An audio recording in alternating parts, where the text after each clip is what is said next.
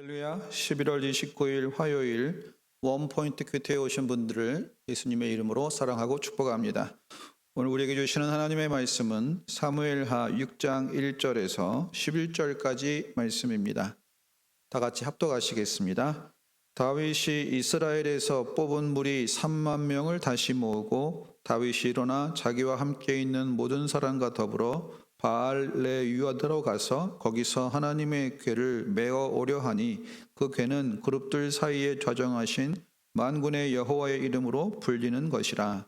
그들이 하나님의 궤를 새 수레에 싣고 산에 있는 아미나답의 집에서 나오는데 아비나답의 아들 우사와 아효가 그 새 수레를 모니라.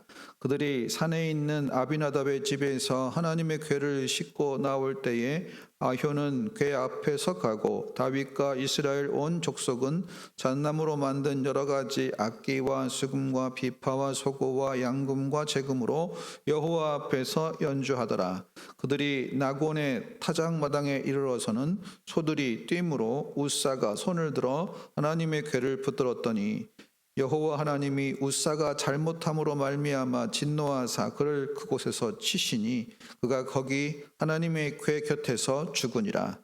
여호와께서 우사를 치심으로 다윗이 분하여 그곳을 베레스 우사라 부르니 그 이름이 오늘까지 이르니라. 다윗이 그날에 여호와를 두려워하여 이르되 여호와의 궤가 어찌 내게로 오리요 하고 다윗이 여호와의 궤를 옮겨 다윗 성 자기에게로 메어 가기를 즐겨하지 아니하고 가드 사람 오벳 에돔의 집으로 메어 간지라.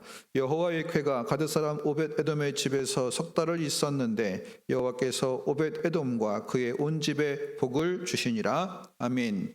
이 시간 언약궤를 붙잡은 우사라는 제목으로 담임 목사님께서 큐티 인도하시겠습니다. 할렐루야.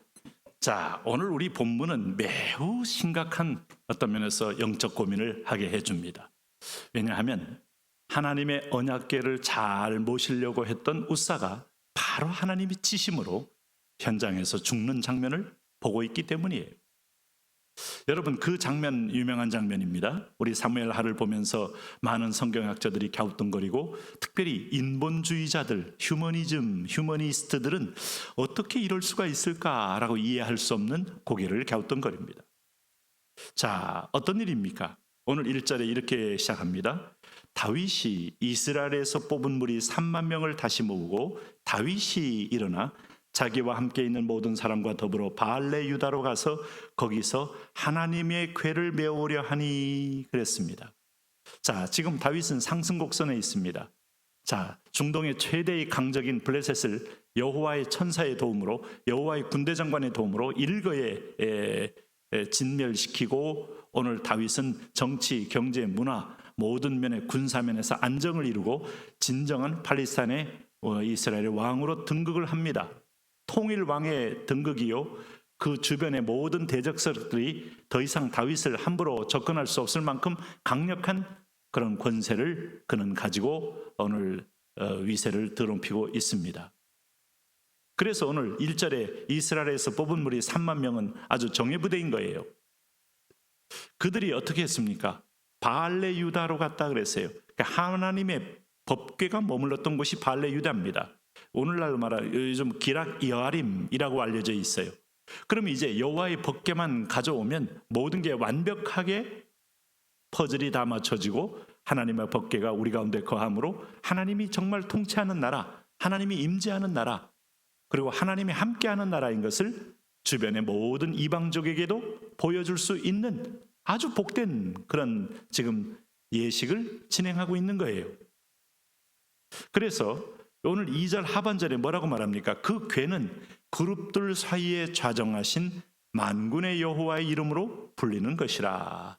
이 말이 오늘 여러분 법궤 위에 있는 그 시은 좌 뚜껑이의 두 그룹, 그 체루빔이라는 두 그룹이 선사들이 서로 마주보고 있으므로 법궤를 지키고 보호하는 하나님의 임재 가득한 그것이 있는 그 하나님의 법궤죠.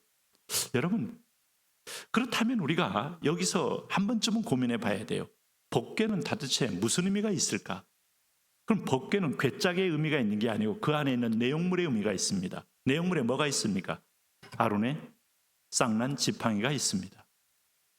아니, 그보다 먼저 출애굽기 20장에서 시내산에서 모세를 통해서 받았던 10계명의 두 돌판이 있습니다. 말씀이신 하나님, 오늘 말씀하시는 하나님을 그대로 예표하는 상징입니다. 아론의 쌍난 지팡이는 하나님의 권세를 말씀해 줍니다. 거기에 광야에서 내린 만나가 있습니다. 공급하시는 하나님. 이 세 개가 모아진 법궤는 하나님 자신이에요. 우리와 함께하는 하나님, 우리에게 공급하시는 하나님, 우리에게 말씀하시는 하나님, 다시 말하면 통치하는 하나님. 그러니까 하나님의 완전한 신성이 그 상징성 속에 임재해 있는 거예요. 단순한 궤적이 아닙니다. 쌀뒤지가 아니에요. 우리가 화물칸에 무슨 나무 상자가 아닙니다. 오늘 그래서 3절에 보세요. 그들이 하나님의 궤를 새 수레에 싣고 산에 있는 아비나답의 집에서 나오는데 아비나답의 아들 우사와 아효가 그 새 수레를 모으니라. 이렇게 해서 아비나답의 아들 이렇게 됐어요. 아비나답의 아들 우사와 아효, 정통 제사장 가문이죠. 이스라엘의 정통 핵심 예배할 수 있는 가문의 자녀입니다. 그래서 여기 4절에 보니까 아효는 궤 앞서가고 오늘 우사는 이제 옆에서 이 궤를 지켜보면서 행진하여 가는 겁니다. 그래서 5절 보세요. 얼마나 아름다운 행진이 됩니까? 다윗과 이스라엘 온 족속은 잣나무로 만든 여러 가지 악기와 수금과 비파와 소고와 양금과 재금으로 여호와 앞에서 연주하더라. 그런데 이제 급전직하 이제 드라마로 보면 큰 어떤 면에서 보면 위기의 순간이 6절에 도래합니다. 나곤의 타작마당이 이르렀을 때 소들이 뛰었다 그랬어요. 아마 무슨 소리를 들었는지 아니면 길이 울퉁불퉁했는지 그래서 아마 그 소의 수레가 덜컹거렸는지 소에게 어떤 충격을 줬는지 어떤 연유인지 모르지만 소들이 뛰었습니다. 소들이 뛸 때 그 쇠 수레에 실었던 법궤가 흔들리고 기우뚱거리면서 그 넘어질 위기에 처했을 때 옆에서 궤를 따라가던 우사가 하나님의 궤를 붙들었다라고 오늘 6절에 말합니다. 여기서 우리는 인본주의적인 어떤 시각으로 볼 때 우사의 헌신, 우사의 순발력, 우사의 어떤 책임감 칭찬받아 상을 받아야 할 사람이에요. 그런데 7절에 보니까 여호와 하나님이 우사가 잘못함으로 말미암아, 여러분 여기서 우리가 하나님의 마음, 하나님의 의중, 하나님의 뜻 이거 읽는 것이 큐티의 생명입니다. 내 생각을 말씀에 집어넣는 게 아니에요. 내가 원하는 말씀을 찾아내는 게 아닙니다. 하나님의 뜻을 그대로 받아들이는 것이 큐티입니다. 무엇이 하나님 앞에서 우사가 잘못했을까 묵상해 봐야 합니다. 그를 그곳에서 치시니 그가 거기서 하나님의 궤 곁에서 죽으니라. 하나님의 임재, God with us, 우리와 함께 하신 하나님은 축복이고 생명인데 그 하나님의 궤 곁에서 죽었다는 말 얼마나 상징적입니까? 여호와께서 우사를 치심으로 다윗이 분하여 그것을 베레스 우사라 부르니 그 이름이 오늘까지 이르니라. 참 그 불명예스러운 이름까지도 모든 이스라엘 가운데 깊은 상처로 회자될 만큼 충격적인 장면이었다 이거죠. 그래서 9절에 오늘 상승세를 타고 승승장구하고 정치, 경제, 문화 모든 영역에서 이제 막강한 군주로 등극하면서 법궤를 갖다 놓아 오늘 종교적인 완성의 방점을 찍으려 했던 다윗에게 9절에 이런 일이 벌어집니다. 다윗이 그날에 여호와를 두려워하여 이르되 여호와의 궤가 어찌 내게로 오리요 하고. 그러면 궤가 무서운 건가? 궤는 여러 사람을 죽이고 여러 사람을 진멸시키는 건가? 여기에 초점은 이 궤는 말씀드린 대로 하나님 임재 자신을 의미한다고 했어요. 하나님은 영이십니다. 하나님은 성전에 계십니다. 하나님은 법궤로 자기를 표현하셨어요. 법궤의 율법으로 표현하셨어요. 아론의 쌍난 지팡이로 표현하셨어요. 그리고 만나로 공급하시는 양식으로 표현하셨어요. 그 하나님은 완전한 거룩한 한 분이십니다.